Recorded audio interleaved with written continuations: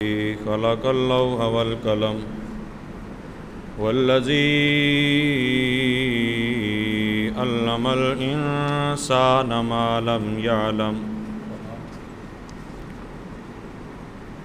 والصلاة والسلام على محمد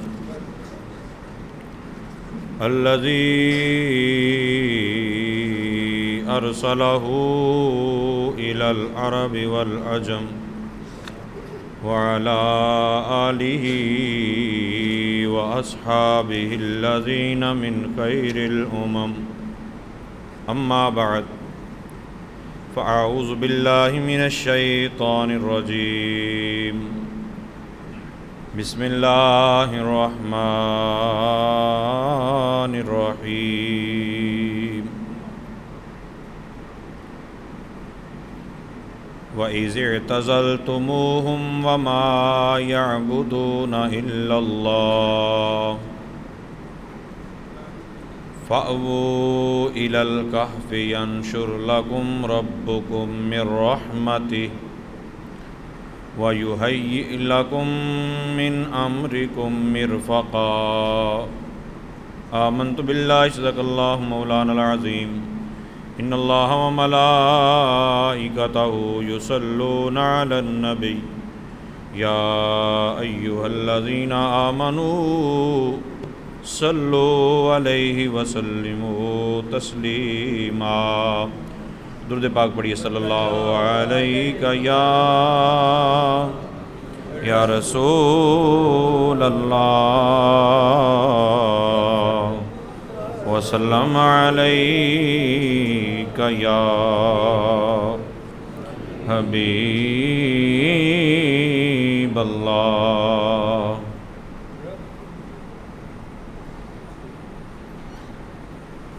اس نے چھوڑا نہ کسی حال میں تنہا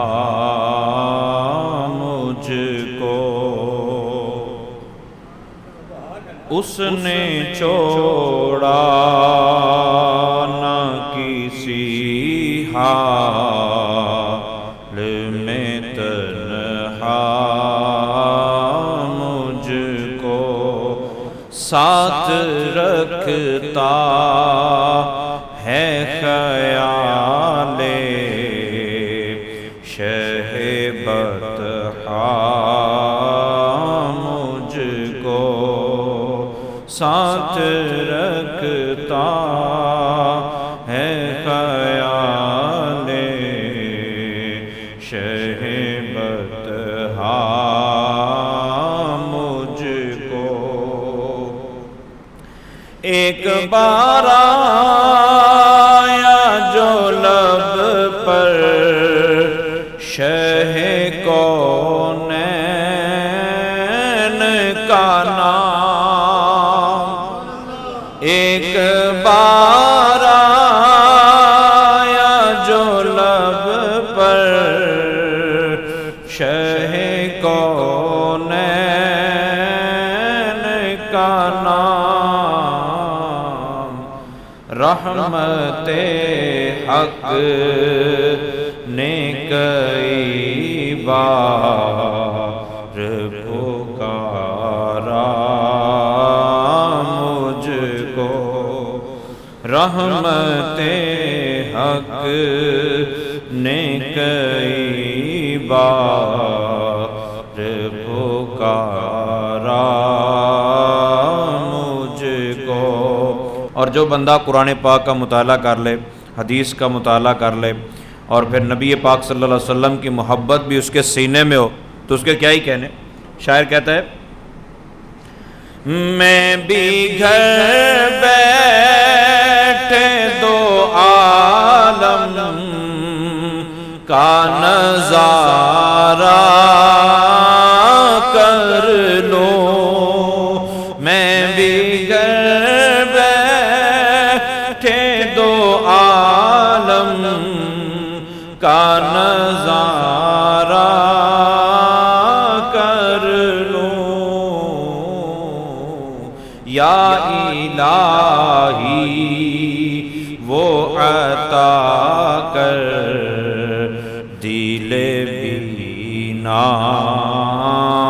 ہم کو، یا الہی وہ عطا کر دل بینا ہم کو۔ رفعت عرش نگاہوں میں سمٹ آتی ہے۔ ایک ہے عرش کی بلندی اور ایک ہے گنبد خضرا کی بلندی۔ عاشق کی اپنی اپنی سوچ ہے نا، تو کہتے ہیں کہ جب میں عرش کی طرف دیکھتا ہوں پھر گنبد خضرا کی طرف دیکھتا ہوں تو میں فیصلہ کیا کرتا ہوں، رفعت عرش نگاہوں میں سمٹ آتی ہے، جب بھی یاد آتا ہے وہ گنبد خضرا مجھ کو، جب بھی یاد آتا ہے وہ گنبد خضرا مجھ کو۔ اچھا، اپنی اپنی سوچ ہے۔ شاعر کہتا ہے کہ میں روتا رہتا ہوں اور مجھے مدینے نہیں بلاتے، اور کئی اس طرح نہیں روتے پھر بھی بلا لیے جاتے ہیں، تو ایسا کیوں ہوتا ہے؟ کتنا محبوب ہے اعظم اونی رونا میرا رونا ان کو کتنا پسند ہے، کتنا محبوب ہے اعظم اونی رونا میرا، ساری دنیا کو بلایا نہ بلایا مجھ کو، ساری دنیا کو بلایا نہ بلایا مجھ کو، اس نے چھوڑا نہ کسی حال میں تنہا مجھ کو۔ نبی پاک صلی اللہ تعالیٰ علیہ وسلم کے پیارے غلاموں، اصحاب کہف کی بات چل رہی تھی۔ بادشاہ، خلاصہ عرض کر دیتا ہوں کہ بادشاہ بت پرستی کی دعوت دیتا، جو مان لیتا اس کو چھوڑ دیتا، جو نہیں مانتا بعض اوقات اس کو قتل تک کروا دیتا، موقع کبھی نہیں دیتا۔ چند نوجوانوں کو اس نے بلایا اور نوجوانوں کو کہنے لگا یا تو میری بات مان لو ورنہ میں تمہیں قتل کروا دوں گا۔ انہوں نے کہا جی ہمیں سوچنے کا ٹائم دیں۔ انہوں نے بولا ٹھیک ہے جی سوچ لو۔ اب جب سوچنے کا ٹائم ملا تو آپس میں ایک دوسرے سے مشورہ کرتے ہیں کہ اب کیا کرنا چاہیے۔ انہوں نے کہا یار ہم نے ان کی بات تو کوئی نہیں ماننی، ہم نے ان سے برات ہی رکھنی ہے، ہم نے ان سے الگ ہی رہنا ہے۔ تو قرآن کہتا ہے آپس میں ایک دوسرے سے بات کرتے، انہوں نے کہا، ایک بول کے کہنے لگا وَإِذِ اعْتَزَلْتُمُوهُمْ وَمَا يَعْبُدُونَ إِلَّا اللَّهَ، جب تم نے ارادہ کر ہی لیا ہے کہ تم نے ان سے علیحدہ ہو جانا ہے اور بتوں سے بھی علیحدگی اختیار کر لینی ہے اور ایک اللہ کا ہو کر رہنا ہے، تو اب تم جو کرنے والا کام ہے وہ یہ ہے فَأْوُوا إِلَى الْكَهْفِ، تم کسی غار میں ہی چلے جاؤ، پھر ان کے ساتھ تعلق رکھنے کی ضرورت نہیں ہے، تمہارا رب تمہارے لیے پھر اپنی رحمت کے دروازے کھول دے گا۔ جب کوئی بندہ دنیا سے اکتا جائے اور کوئی بندے کے پاس وسیلہ نہ رہے تو پھر اللہ تعالیٰ کی طرف ہی رجوع کر لینا چاہیے۔ ویسے تو ہر حال میں اللہ تعالیٰ کی طرف رجوع کرنا چاہیے، لیکن میں یہ کہہ رہا ہوں کہ جب بندہ تھک جائے تو پھر تو پلٹ ہی آنا چاہیے نا۔ یہ اللہ تعالیٰ کا دربار واحد ایسا دربار ہے کہ جہاں نہ ماننے والا، انکار کرنے والا، ساری زندگی اس دربار سے منہ موڑنے والا ایک مرتبہ بھی پلٹتا ہے تو رب تعالیٰ کی رحمت پھر بھی گلے لگا لیتی۔ حضرت داؤد علیہ السلام نے ایک قوم کے ساتھ جنگ کی، جب جنگ کی تو بادشاہ کو پکڑ لیا۔ اب بادشاہ ظاہر نیک تو تھا نہیں، ظالم و جابر تھا۔ لوگوں نے کہا حضرت داؤد علیہ السلام کو جناب اس کو نہ لٹکائیں، آپ اس کو پھانسی دے دیں۔ آپ نے فرمایا ٹھیک ہے، اس کو سولی پہ لٹکا دیا گیا۔ فرمایا اس کا کل آ کے حساب کتاب کریں گے۔ حضرت داؤد علیہ السلام تشریف لے گئے، لوگ بھی چلے گئے، وہ تنہا رات کو کھڑا رہا۔ صبح آئے تو وہ نیچے بیٹھا ہوا تھا۔ حضرت داؤد علیہ السلام نے پوچھا مولا کریم ماجرا کیا ہے؟ میں سولی پہ چڑھائے گیا ہوں۔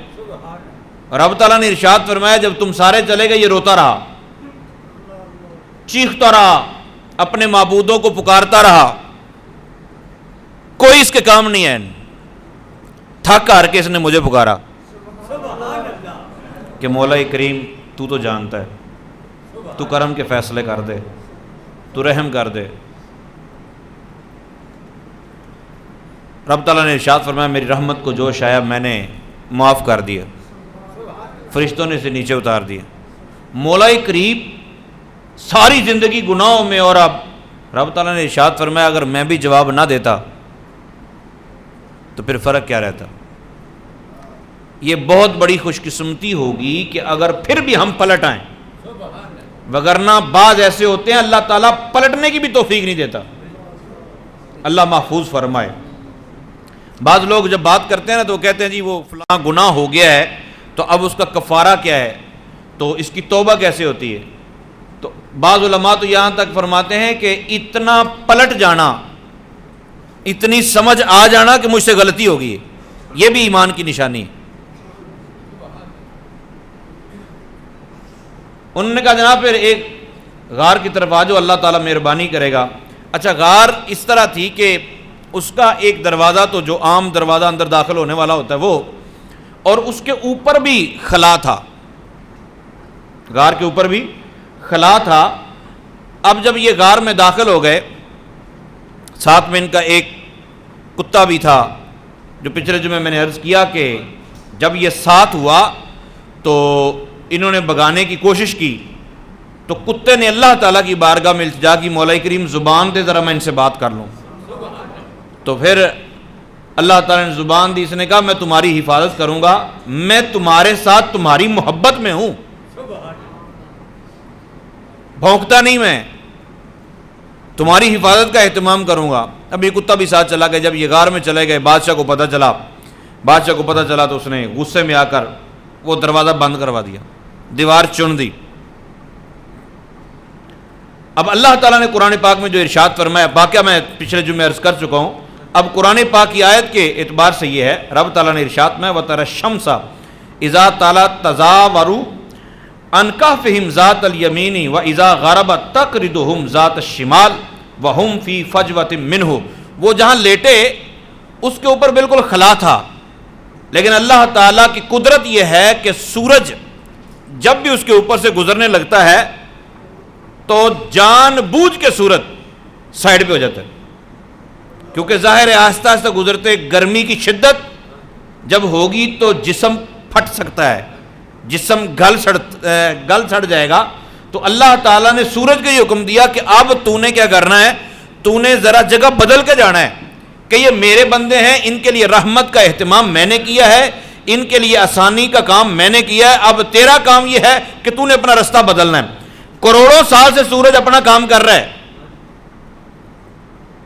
ہزاروں سال سے لگا ہوا ہے، وہ اسی ترتیب سے چل رہا ہے، لیکن اصحاب کہف کی غار کے اوپر سے آج بھی وہ سورج ذرا ڈھل کے نکلتا ہے، سائڈ پہ ہو کے نکلتا ہے آج بھی۔ اچھا یہ کیسے ہوگا؟ جس حضرت کو آج تک یہ سمجھ نہیں آ سکا کہ آمنہ کے لال انگلی کا اشارہ کریں تو ڈوبا ہوا سورج واپس آ سکتا ہے،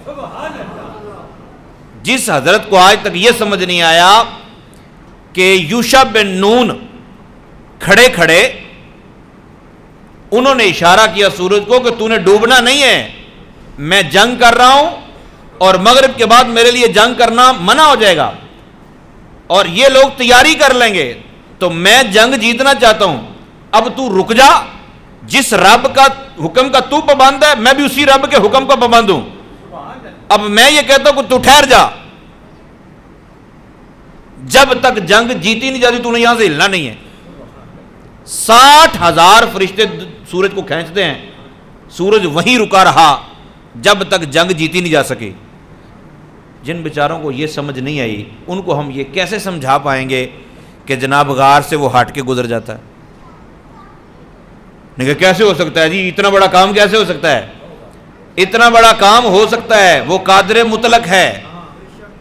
یہ سورج جو چل رہا ہے، اس کا آنا جانا، اس کا غروب ہونا، اس کا طلوع ہونا، یہ اللہ تعالیٰ کی قدرت سے ہے۔ جتنی گرمی چاہیے ہوتی ہے وہ ان کو ملتی ہے، ہوا بھی چلتی ہے۔ کمال یہ ہے کہ وہ کھلے صحن میں ہیں، ان کے اوپر چھت نہیں ہے، غار کے اندر جہاں وہ لیٹے چھت نہیں ہے اوپر، لیکن بارش نہیں ہوتی۔ یہ تو میرا خیال ہے سمجھ آ ہی جاتی ہوگی کہ بھائی ایتھے ہو رہی ہے تے ٹنگشا نہیں ہو رہی، تلونڈی نہیں ہو رہی، ایتھے ہو رہی ہے تے کھڑیاں دے پرلے نو کرتے ہونی۔ اللہ کرے اتنی تو سمجھ آ ہی جائے، تو انکار کرنے والے کو آپ یہ بھی نہیں منوا سکتے۔ بھئی کیسی بات ہے بھئی وہ کھلا ہوا در ہے اور جی اوپر بارش ہوتی نہیں جی، وہ مولوی صاحب کہہ رہے تھے نہیں ہوتی جی۔ بھئی اللہ تعالیٰ قادر ہے، وگرنہ پانی رکے گا تو جسم گلے سڑے گا، وہ تو ہزاروں سال سے محفوظ پڑے ہوئے ہیں۔ حضرت سیدنا ابوبکر صدیق رضی اللہ تعالیٰ عنہ، میں آگے عرض کرتا ہوں، پہلے میں اس کو کلیئر کر لوں۔ رب تعالیٰ نے ارشاد فرمایا جس کو یقین نہ آئے، جس کو پریشانی ہو جائے کہ صحابہ کہف اس طرح ان کو عظمت کیسے مل سکتی ہے، اتنا بڑا درجہ کیسے مل سکتا ہے، رب تعالیٰ نے فرمایا ذالک من آیات اللہ، یہ تو اللہ تعالیٰ کی نشانی ہے۔ من یہد اللہ فہو المہتدی، ہدایت اسے ہی ملے گی جسے اللہ ہدایت دے دے گا۔ ومن یضلل فلن تجد لہ ولیا مرشدا۔ اب صرف ترجمہ ہی کرنے لگا ہوں کہ رب تعالیٰ نے ارشاد فرمایا جسے اللہ گمراہ کر دے، جسے اللہ گمراہ کر دے تو پھر اس کو نہ ولی ملے گا نہ مرشد ملے گا۔ اب کوئی کہے اس کا ترجمہ کریں جی، ترجمہ ہی کر رہا ہوں کہ نہ ولی ملے گا نہ مرشد ملے گا۔ وَتَحْسَبُهُمْ أَيْقَاظًا وَهُمْ رُقُودٌ، محبوب جب بھی ان کو جو کوئی جا کے دیکھے گا تو ان کو دیکھنے والا ڈر جائے گا، یہ سمجھے گا یہ جاگ رہے ہیں حالانکہ وہ سوئے ہوئے ہیں۔ رکود اس نیند کو کہتے ہیں جو بچے کو آتی ہے، بعض کو بچے کو اماں اٹھا کے ادھر سے ادھر لٹا دے، بچہ پیارا نہ سکون نال، اور بعض کا صبح اٹھ کے، یہ آپ میں سے ہمارے ساتھ تو کئی مرتبہ ہوا ہے، آپ کے تو بچپن کا پتہ نہیں، سویرے اماں پوچھتی پتر آتی تو دودھ پلایا کہتے پتہ نہیں، تو مطلب رات کو اماں دودھ بھی پلا دے تو یاد نہیں رہتا، ایسی نیند کو رکود کہتے ہیں کہ بندے کو ہوش ہی نہ رہے، اتنا سکون سے سویا ہو۔ رب تعالیٰ نے ارشاد فرمایا اتنے سکون سے سوئے ہوئے ہیں، اس کے باوجود کوئی دیکھے گا تو آنکھیں کھلی ہوئی ہیں، آنکھیں کھلی ہیں، ان کے بال بڑھ رہے ہیں، ان کے ناخن بڑھتے ہیں۔ انہیں مولوی صاحب پھر کٹ دے کتوں نے؟ نہیں کٹ دے بھائی، تو کیوں پریشانیاں نہیں ہوئی؟ مطلب جب بات ہم کرتے ہیں نا تو سوال کرنے والے بھی نرالے ہی ہوتے ہیں۔ خیر یہ مسلمانوں کی طرف سے نہیں آتے سوال، یہ ادھر ادھر سے آتے ہیں۔ تو رب تعالیٰ نے ارشاد فرمایا وَنُقَلِّبُهُمْ ذَاتَ الْيَمِينِ وَذَاتَ الشِّمَالِ، ہم ان کی کروٹیں بدل دیتے ہیں، کروٹیں بدل دیتے ہیں، کبھی یوں تو کبھی یوں، کبھی یوں کبھی یوں۔ اچھا کتنی مرتبہ کروٹ بدل دی جاتی ہے؟ اس کے بارے میں 2-3 قول ہیں۔ ایک تو یہ ہے کہ سال میں 2 مرتبہ، ایک قول یہ ہے کہ 3 سال بعد، اور ایک قول یہ ہے کہ 10 محرم الحرام کو، یوم عاشور کو ان کی کروٹ بدل دی جاتی ہے۔ بہرحال جی او بدلے جدو مرضی بدلے، وہ کروٹیں بدل دیتا ہے۔ رب تعالیٰ نے فرمایا وَقَلْبُهُمْ بَاسِطٌ ذِرَاعَيْهِ بِالْوَصِيدِ، اور ان کا کتا وہ جس طرح کتے عام روٹین میں رکھوالی کے لیے بیٹھتے ہیں تو ایسے ہی وہ کتا بیٹھا ہوا غار کے منہ کے آگے، دیوار بن چکی لیکن کتا اپنی ڈیوٹی تو بیٹھا ہے.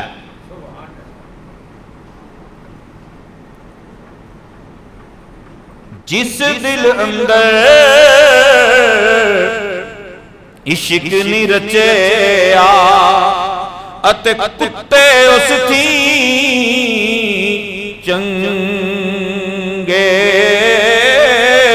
مالک دے کر راکھی کر دے اتے سافر بھکھے ننگے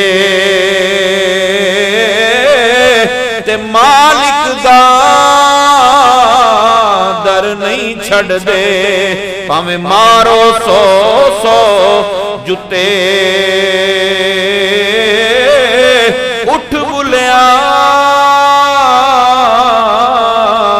چل یار منا لے نہیں تے بازی لے گئے کتے. اولیاء فرماتے ہیں کہ کتے کی صفت جو اچھی صفات ہے اس کے اندر ان میں سے ایک یہ ہے کہ یہ مالک کا وفادار رہتا ہے چاہے اسے روٹی ملے چاہے نہ ملے. اگر یہ صفت بھی انسان کے اندر داخل ہو جائے نا مطلب بندہ اللہ احکم الحاکمین کی طرف سے مل جائے تو شکر کرے, نہ ملے تو صبر کرے تو کمال ہو جائے. لیکن ہمارے یہاں شکایات زیادہ ہیں. جب سے ہم نے بدتمیزی شروع کی ہے تو بدتمیزی کا دروازہ پہلے اولیاء پر کھلا, اولیاء کے بارے میں بولنا شروع ہوئے تو پھر بڑھتے بڑھتے صحابہ و اہل بیت پہ اور پھر کرتے کرتے رسول پاک صلی اللہ علیہ وسلم کی ذات گرامی پہ. تو وہ بھی ہماری طرح یہ کون سا مسئلہ اتنا بڑا. تو اب کرتے کرتے شاعری کے اندر دیگر بکواسات کے اندر اللہ تعالیٰ کی ذات پہ بھی اعتراضات ہونا شروع ہو گئے. رب کی ذات پر اعتراض کرنا یہ کفر ہے. وہ مالک ہے وہ جو چاہے کرے لیکن اس کی رحمت ہے وہ ظلم نہیں کرتا. اللہ اکبر. کتا بیٹھا ہوا ہے ابھی ادھر دیوار بن گئی. اب ان میں سے ایک بندہ قرآن پاک کہتا ہے کہ ہم نے ان کو سلایا اس لیے تھا کہ جب یہ اٹھیں گے پھر ایک دوسرے سے پوچھیں گے. اب جب یہ اٹھے تو بال بڑے ناخن بڑے پریشان یار اتنے بڑے بڑے کیسے ہو گئے. آپس میں ایک دوسرے سے سوال کرتے ہیں. قرآن کہتا ہے قال قائل منہم کم لبستم, یار آپ کتنی کو دیر سوتے ہیں. ایڈے بڑے ناخن ایک دن چلی ہوں. تو قالو دوسرے کہنا یار کیڑی گل ہوئی لبسنا یومن او بعد یوم, ایک دن سوتے ہیں یا آدھا دن اور کتنی کو دیر ہوئی کتنی دیری. قالو ربکم عالم بما لبستم, انہوں نے کہا ٹھیک ہے ماننا بھی ایک دن ہی ہے لیکن تسی میں نے دسو بھی ناخن تے وال ایڈے وڈے کیویں ہو گئے اپنے. انہوں نے کہا رولا چھڈو جو کچھ بھی ہے اللہ ہی جاندا آپ کتنی دیر سوتے ہیں تسی کرن والا کام کرو.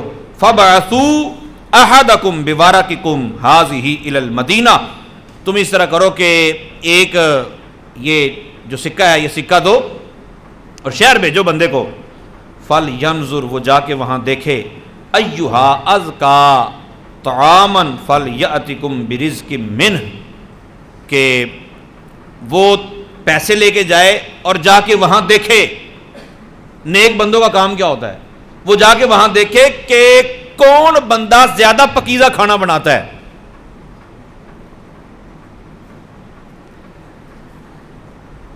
وَلْيَتَلَطَّفْ وَلَا يُشْعِرَنَّ بِكُمْ أَحَدًا, وہ نرمی کے ساتھ سارے معاملات کرے اور تمہارے بارے میں کسی کو کوئی خبر ہے نہ کرے.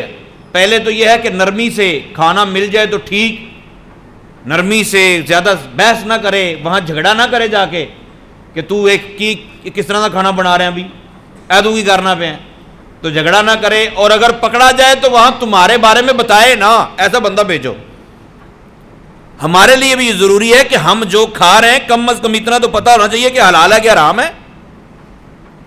رسول پاک صلی اللہ علیہ وسلم کے ارشاد گرامی کا مفہوم ہے کہ بندہ دعا مانگ رہا ہوتا ہے مولا کریم مجھے عطا کر دے, مولا کریم مجھے عطا کر دے, مولا کریم مجھے عطا کر دے, جبکہ اس کا بچھونا بھی حرام, اس کا پہناوا بھی حرام, اس کا کھانا بھی حرام, ہر چیز حرام حرام حرام حرام. اور مولوی صاحب دسو ذرا دعا کیوں نہیں قبول ہوندی؟ کوئی یار راہ دسو بھی دعا قبول ہو جائے، دعا کیسے قبول ہوگی؟ اور پھر حلال حرام کی تمیز ویسے ہی ختم ہوگی۔ یہاں کوئی گوشت بنانے والا بیٹھا ہو تو غصہ نہ کرنا، ویسے ایک جنرلی بات بتا رہا ہوں کہ مرغی ذبح کرنے والا اگر ہر مرغی پہ بسم اللہ نہیں پڑھتا، سوچنے والی بات تو ہے نا۔ چلو ایک ایک تو تھوڑی تھوڑی دیر بعد ہوئی تو پھر ٹھیک ہے، تو جب ولیمے دا آرڈر آوے تو پھر تو مولوی صاحب جلدی کرنی پیندی، پھر ایک بار بسم اللہ پڑھ دو تو باقی چھری پھیری چلو، بسم اللہ پڑھ کے۔ ایسے جانور بھی سنا ہے ہم نے کہ وہ چھری کے ساتھ بسم اللہ لٹکا رکھتے ہیں۔ ہم لوگ نا سمجھتے ہیں کہ شاید کوئی فرق نہیں پڑتا، جبکہ فرق پڑتا ہے۔ اللہ کے ایک ولی کے بیٹے، میں نے پہلے بھی بات سنائی، اللہ کے ایک ولی کے بیٹے وہ جب مسجد میں آئے نا تو باہر جوتیاں پڑی ہوتی ہیں نمازیوں کی، تو بعض اوقات اللہ تعالیٰ نور عطا کرتا ہے، نگاہ کا نور، اور وہ دور تک دیکھتے ہیں۔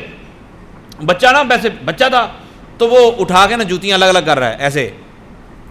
ہمارے گھروں میں بھی بعض اوقات جوتیاں بچے کھیلتے ہیں نا تو وہ اپنے سٹائل سے کوئی نہ کوئی تقسیم تو کرتے ہیں، یہ بڑی ہیں، یہ چھوٹی ہیں، یہ اس طرح ہے، یہ اس طرح کرتے ہوں گے۔ اب بچے نے جوتیاں الگ الگ کر دی تو کسی نے پوچھا میاں کیا کر رہے ہو؟ انہوں نے کہا جنتیاں دوزخیاں وکھریاں وکھریاں کر رہے ہیں۔ وہ جوتی سے پہچان گیا۔ اچھا اس طرف آپ نے توجہ نہیں دینی، جو اگلی بات میں کرنے لگا اس پہ توجہ کرنی۔ بابا جی کو جا کے بتایا، بابا جی وہ تو بچہ یوں فرما رہا ہے۔ انہوں نے کہا تو نگاہ کا نور اتنا تیز ہو گیا، یہ اتنی دور تک دیکھتا ہے، اس کو عیسائی کے تندور کی روٹی کھلاؤ۔ عیسائی روٹی لگا نہیں رہا، عیسائی کا صرف تندور ہے، لگانے والا مسلمان، آٹا مسلمان کا، گوندا بھی مسلمان نے، بس تندور عیسائی کا ہو۔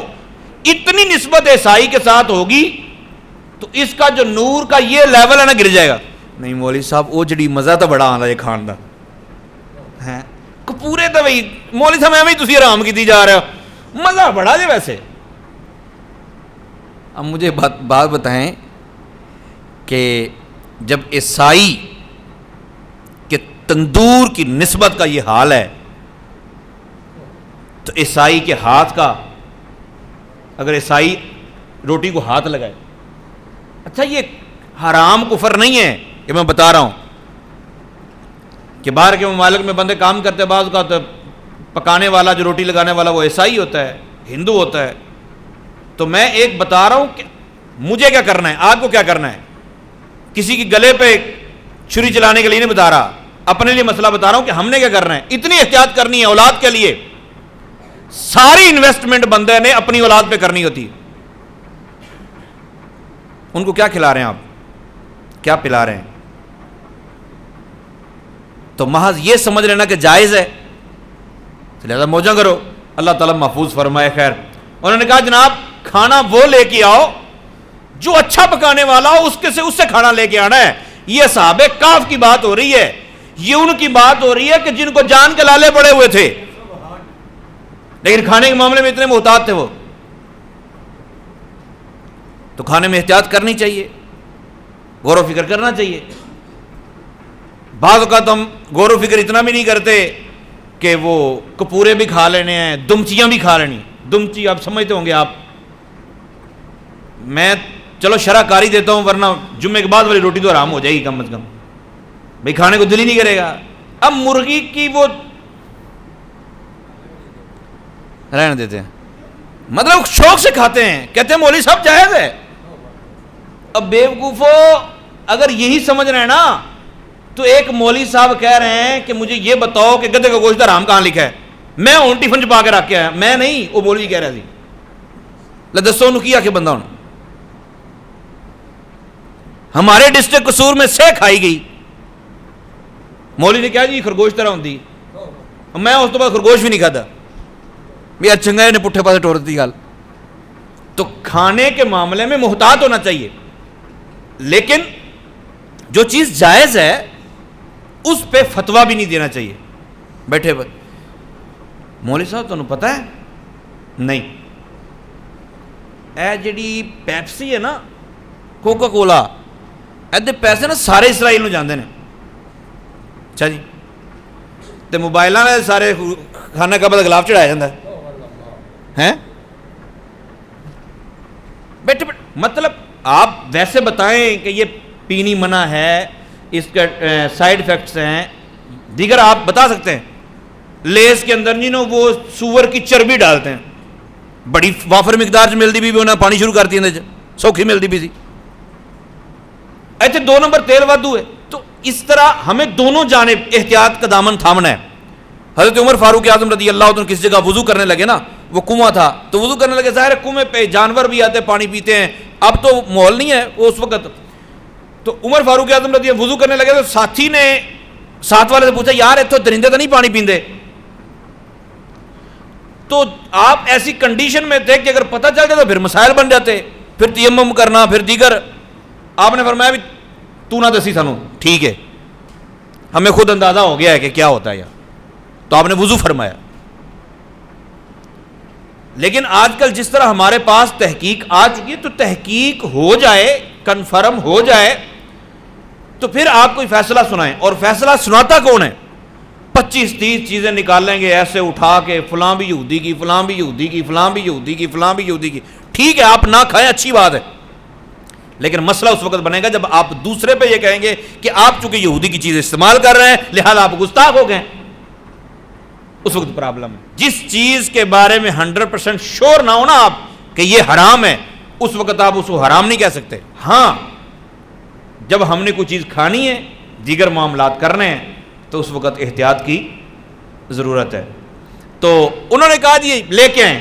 اب وہ گیا تو انہیں جا کے وہ سکہ دکھایا, انہیں پھاڑ لیا, نے کہا لے آؤ بھائی یہ بھائی یہ سکہ کتوں لایا انہیں؟ تو اس نے کہا کل ہی تو یہاں سے گئے تھے ہم. انہوں نے کہا کل نہیں گئے بھاجی, یہ تو صدیاں گزر گئی ہیں, یہ تو پیسے ختم ہو گئے نے, آپ کہاں سے لے آئے؟ تو بادشاہ کو بتایا گیا. بادشاہ نے اللہ تعالیٰ کی بارگاہ میں رو رو کے دعا کی تھی کہ مولا کریم میری قوم کے لوگ مرنے کے بعد اٹھنے پر یقین کرنا چھوڑ گئے, تو کوئی ایسا کرم کر کہ تو ہی کوئی اب دلیل دکھا دے ان کو یقین آ جائے. تو رب تعالیٰ نے صحابہ کہف کو جگا دیا, چلو بھی اٹھو دلیل چاہیے بار. اب یہ سارا معاملہ ہو گیا, اللہ تعالیٰ نے ان کو دکھا دیا. تو اب جب یہ اندر چلے گئے نا, اصحاب کہف دوبارہ اندر چلے گئے, انہوں نے کہا بھی یار جیڑی نیند اتنے سی نا مزہ وہ ہن باہر نہیں گا, بس اللہ تعالیٰ کی محبت میں سویا رہنے دو. میں اندر جا کے پھر سو گئے.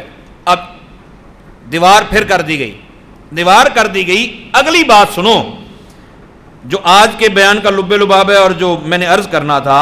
اذ یتنازعون بینہم امرہم فقالوا بنوا علیہم بنیانا. انہوں نے کہا یار کچھ کہنے لگے یار انہوں نے کوئی تختی لاؤ وڈی ساری کر کے تاکہ پتہ لگے بھی یہ کون سی. کوئی کچھ کہنے لگے, کوئی کچھ مشورے دینے لگے, کوئی دربار بنا دو, کوئی انج کر دو, لگے رہے نا سارے. جب مسئلہ بنانا تو انہوں نے کہا یار ان کے اوپر نا کوئی عمارت بناؤ. کیا بناؤ؟ عمارت بناؤ اور عمارت بنا کے پھر ان کی نشانی رہ جائے گی باقی. ربہم عالم بہم, اللہ تعالیٰ بہت زیادہ جانتا ہے جو بھی وہ معاملہ ہوا. قال الذین غلبوا علی امرہم, ایک سائڈ تے ہو گئے 20, ایک سائڈ تے رہ گئے 5, تے 20 بلا گیا کیا. انہوں نے کہا لنتخذن علیہم مسجدا, ہم ان کے اوپر بنائیں گے مسجد. کیا بنائیں گے؟ اللہ کے ولیوں کے قرب میں کیا بنائیں گے؟ کیا بنائیں گے؟ مسلم شریف کی روایت ہے, ادھر قرآن کہتا ہے کہ اصحاب کہف جس طرح بعض مولویوں کے نزدیک وہ فوت ہو گئے, اگر وہ فوت ہو گئے تو ان کی قبر پر پھر مسجد بنی. یہ قرآن نے بتایا. صحیح مسلم کی روایت میں ہے نبی پاک صلی اللہ علیہ وسلم نے فرمایا لعنت ہے یہودیوں پر جنہوں نے انبیاء کی قبروں کو مسجد بنا لیا. اب ایک طرف اللہ کے نبی فرما رہے ہیں کہ قبروں پر مسجد بنانا شرک, کفر, حرام, مولوی صاحب نے پوری گردان پڑھنی, لہذا صاحب کا مزار نہیں ہونا چاہیے, فلانی ہونا چاہیے, فلانی ہونا چاہیے, فلانی ہونا چاہیے, فلانی ہونا چاہیے. یہ پوری حدیث پاک کے تحت پڑھتے ہیں. بھائی میرے سورہ کہف ہے اور آیت نمبر 21 ہے، ان لوگوں نے کہا کہ ہم مسجد بنائیں گے، پھر انہوں نے مسجد بنائی۔ قرآن کہتا ہے مسجد جائز ہے، حدیث کہتی ہے مسجد حرام ہے، پھر مسئلہ کیا ہے؟ مسئلہ اصل میں یہ ہے کہ جب مسجد اس نیت سے بنائی جائے کہ ہم نے ان کو سجدہ کرنا ہے، ہم نے ان کو سجدہ کرنا ہے، تو حرام ہے بھائی، پھر ملعونوں والا کام ہے، لعنتیوں والا کام ہے، کیونکہ سجدہ صرف اللہ کی ذات کو، اللہ کے علاوہ کسی کو سجدہ جائز ہے۔ لیکن اگر مسجد اس لیے بنائی جائے کہ یہاں آ کے نماز پڑھی جائے گی، سجدہ رب کو کیا جائے گا، عبادت رب کی جائے گی، بس ان کے قرب میں دعائیں قبول ہوں گی، ان کی برکت حاصل کرنی ہے، جہاں اللہ کے ولی رہتے ہیں ان کی برکت حاصل کرنے کے لیے اگر مسجد بنائی جائے گی تو یہ مسجد حرام نہیں ہے، نہ یہ مسجد بنانا لعنتیوں والا کام ہے، بلکہ یہ قرآن کریم کا یہ بہترین فیصلہ ہے کہ جہاں اللہ والے آرام فرما ہوں وہاں قرب میں مسجد بنانی چاہیے۔ پر ہن کام ادھر ہی الٹ ہویا پیا نا، مسجد نہیں بنانی، وڈا سارا مزار بنانا ہے۔ اچھا ایک پیر ہے وہ یہ آپ زندہ ہے، ویسے مزار انہیں سنگے مرمر لا کے تے چنگا ٹپ ٹاپ نہ بنوا دیتا، بھی تینوں یہ کیا فائدہ ہے؟ پیسہ آ رہا ہے، لگائے جا رہا ہے۔ میرے پیارے بھائی، فی زمانہ قبر پر مزار بنانے کی بھی اجازت نہیں ہے، ٹھیک ہے؟ فی زمانہ کرنے والے کام یہ ہیں کہ جہاں اللہ کا ولی آرام فرمائے، اگر آپ چاہتے ہیں کہ ان کے لیے اصال ثواب ہو، آپ چاہتے ہیں کہ دین کا فائدہ ہو، تو ان کی قبر کے قریب مدرسہ بنائیں، ان کے قبر کے قریب مسجد بنائیں، مسجد میں نمازیں پڑھی جائیں، ان کی قبر سائڈ پہ ہو، قبر سائڈ پہ ہو، بندہ نماز پڑھے وہاں جا کے دعا کرے، بندہ نماز پڑھے وہاں جا کے دعا کرے، جس طرح داتا علی حجویری رحمۃ اللہ تعالی علیہ، بندہ نماز پڑھے اور جا کے وہاں دعا کرے، بابا فرید گنج شکر رحمۃ اللہ تعالی علیہ۔ تو اولیاء کرام کے مزارات کے قریب مسجدوں کا بننا، مزار کا مطلب قبر جس کی زیارت کی جاتی ہے، ایک مزار وہ ہے جس کو گنبد بنایا جاتا ہے بڑا بڑا، تو امت چونکہ اس وقت ضرورت ہے مدارس کی تو مدارس بنائے جائیں، اس کا زیادہ فائدہ ہے، ورنہ بابے نے بھی کل بڑا غصہ کرنا دے۔ تو اصحاب کہف کی قبر پر بنائی گئی قبروں پر، قبروں مطلب ہم یہ کہہ رہے ہیں کہ حالانکہ وہ آرام کر رہے ہیں، تو ان کی غار کے بعد مسجد بنائی گئی۔ نبی پاک صلی اللہ علیہ وسلم نے واقعہ بیان کیا، صحابہ کہتے ہیں یا رسول اللہ ساڈا بھی بڑا دل کرتا انہوں نے ملن دے، حالانکہ قرآن کا فیصلہ ہے کہ جو بھی کوئی جائے گا اور اس نیت سے جائے کہ ان کی تحقیق کرے، نہیں جا سکتا، وہ دانے کے پاس پہنچے گا یا تو کتا پڑ جائے گا یا ڈر جائے گا۔ حضرت امیر معاویہ رضی اللہ تعالی عنہ کا زمانہ تھا، ایک بندہ وہاں پہنچ گیا، انہوں نے جا کے دیکھا اور ڈر گیا نا، ڈر کے بھاگا۔ اس طرح کی موویز بھی آئی ہیں، وہ موویز درست نہیں ہیں، تو جب ڈر کے بھاگا نا تو اس نے آ کے حضرت امیر معاویہ رضی اللہ عنہ کو بتایا کہ میں اسی طرح غار میں گیا تو مجھے ڈر ہی بڑا لگا، میں اندر داخل ہونے لگا۔ انہوں نے کہا یار وہ تو اصحاب کہف دی غار سی، چلو دوبارہ چلتے ہیں۔ دوبارہ گئے تو پہنچ ہی نہیں سکے، کچھ افراد کو بھیجا، وہ پہنچے تو سننے میں آیا کہ وہ تحقیق کی غرض سے گئے تھے تو ان کو آگ نے جلا دیا تھا، اتنا سخت ماحول ہے، ان کی حفاظت کا اللہ نے اتنا اہتمام کیا ہے۔ اچھا اب رسول پاک صلی اللہ علیہ وسلم کے غلاموں نے عرض کیا یا رسول اللہ ہمارا من کرتا ہے کہ ہم ان کو دیکھیں۔ سرکار دو عالم صلی اللہ علیہ وسلم نے فرمایا تھے آ جاؤ۔ رسول پاک صلی اللہ علیہ وسلم نے چادر بچھائی، کیا کمال ہے ہمارے آقا صلی اللہ علیہ وسلم، سرکار نے چادر بچھائی، تفسیر سال بھی میں لکھا ہے سرکار نے چادر بچھائی، ایک نکر پہ حضرت ابوبکر صدیق کو بٹھایا، دوسری نکر پہ حضرت عمر فاروق اعظم کو بٹھایا، تیسری نکر پہ مولا علی کو بٹھایا، چوتھی نکر پہ حضرت عثمان وہاں نہیں ہوں گے، چوتھی نکر پہ حضرت ابو ذر غفاری کو بٹھا دیا، اور ہوا کو حکم دیا کہ سلیمان علیہ السلام کا کام کرتی تھی، چلا ادھر تیرے کو بھی کام لینے آ جائے، تو ہوا کو حکم دیا، ہوا نے اڑایا، ہوا نے اڑایا اور جس جگہ وہ غار کا دروازہ تھا وہاں لے جا کے وہ ہوائی جہاز اتر گیا۔ تو حضرت ابوبکر صدیق رضی اللہ تعالیٰ عنہ صحابہ نے مل کے وہ دیوار کو سائڈ پہ کیا، دیوار کو سائڈ پہ کیا تو کتا سیدھا ہو گیا، انہوں نے کہا بھی دیوار ہی لگ بھی، تو جب سامنے دیکھا نبی پاک صلی اللہ علیہ وسلم کے غلاموں کو، یہاں تو شیر دیکھ لیتا تھا، حضرت سفینہ رضی اللہ تعالیٰ نے کہا انا مولا رسول اللہ، تو شیر موت قد ہو گیا، تو پھر کتا تھا، پھر وہ ہے ہی موت قد تھا، وہ تو اللہ کے پیاروں کو مارنے والا تھا. تو کتے نے جناب استقبال کیا، اب اندر لے گئے. جب انہوں نے جا کے السلام علیکم کہا، وہ اٹھ بیٹھے تو انہوں نے کہا جی آپ کون؟ نے کہا محمد بن عبداللہ، اللہ کی آخری نبی کے ہم غلام ہیں اور ان کا پیغام تمہاری طرف لے کے آئے ہیں. اور یہ بھی بڑے اعزاز کی بات ہے، تمہیں اعزاز دیا جا رہا ہے کہ تم عیسیٰ علیہ السلام کے امتی تھے، اب نبی آخر الزمان کے بھی امتی بن جاؤ. انہوں نے کلمہ پڑھا اور سلام پیش کیا کہ نبی پاک صلی اللہ علیہ وسلم کی بارگاہ میں ہمارا سلام عرض کرنا. دوبارہ صحابہ اس طرح بیٹھ گئے، وہ دیوار بند کی اور صحابہ دوبارہ بیٹھ گئے. ہوائی جہاز دوبارہ آ گیا واپس. نبی پاک صلی اللہ علیہ وسلم نے ارشاد فرمایا میرے صحابہ کیا بنا؟ علامہ اسماعیل حقی رحمۃ اللہ علیہ فرماتے ہیں ان کے آنے سے پہلے سرکار نے صحابہ کو بتا دیا تھا کہ یہ ہو گیا ہے. ان سے فرمایا ہاں بھائی کیا بنا؟ انہوں نے کہا یا رسول اللہ اس طرح معاملہ ہوا، وہ بھی آپ کی امت میں شامل ہو گئے اور انہوں نے کہا کہ دعا کیجیے گا ہمارے لیے. تو میرے آقا صلی اللہ علیہ وسلم نے ہاتھ اٹھائے، اللہ اس دعا کا صدقہ ہماری بھی بخشش فرما دے. نبی پاک صلی اللہ علیہ وسلم نے دعا کی، مولا کریم میری امت کی حفاظت فرما، میری امت کے گناہ معاف فرما. مولا کریم جو میرے سے محبت کرتا ہے، میرے اہل بیت سے محبت کرتا ہے، میرے صحابہ سے محبت کرتا ہے اور ان سے ان کی معاونت کرتا ہے، ان کا حامی رہتا ہے، الہ العالمین ان کے گناہ معاف کر. اللہ تعالی ہمیں بخش دے، بس کرم کے فیصلے فرما دے. ہوتا ہے ضرور کرم ہوتا ہے، لیکن اس کے لیے ہمیں اس طرح کا دل چاہیے، اس طرح کی سرزمین چاہیے. اللہ تعالی ہمیں نیک بنائے، ہمیں اپنے پیاروں کا صدقہ ہمارے حال پر کرم فرمائے. آمین بجاہ النبی.